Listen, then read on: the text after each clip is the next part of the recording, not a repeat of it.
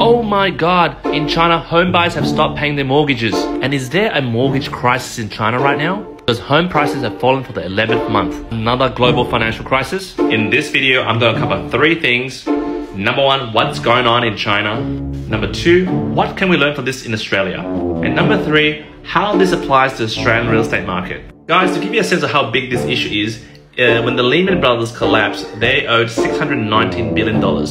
One of the biggest developers in China, Evergrande, owes $300 billion right now.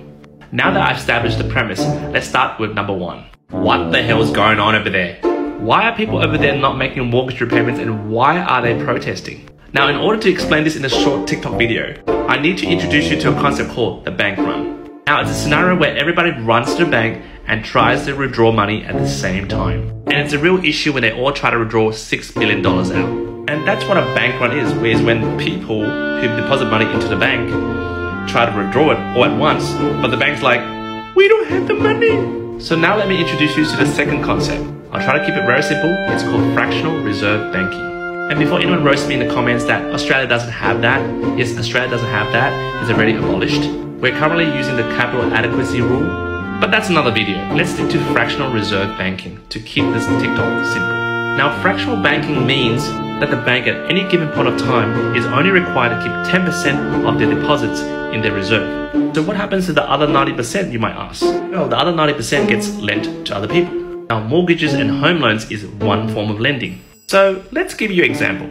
So to give you a very simple example, 10 people, each having $1, gave $1 to a bank, for example, CBA or whatever bank. Right now, the bank has $10. But due to fractional reserve banking, which got abolished in Australia, but just for example, they're only required to hold 1% of this in their reserve, which is $1. Say there was a builder or developer. They approach the bank for a loan, and the bank gives them $9. Now, at $9, the bank might charge 5% interest, and that becomes profit for the banks. But as you know, a lot of builders are going bust. And since the media loves reporting this kind of bullshit, those 10 people, those people over here, they start hearing about the bad news that the developers are going through. And they're like, what up, G? I want my money back.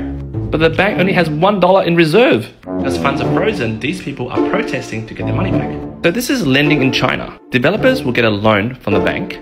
When they purchase their land, they start selling off the planned properties, which they collect deposits off buyers. Now with the bank's money and the buyer's money, the total funds they have, instead of using that money to build and construct the actual buildings, they use it to buy another block of land. And again, repeat this whole bloody process. And that becomes a Ponzi scheme. What makes matters worse, in China, unlike Australia where we have progressive draw, where the construction funds are released per stage of construction, in China it's 100% released to developers, so there's no incentive to complete the construction.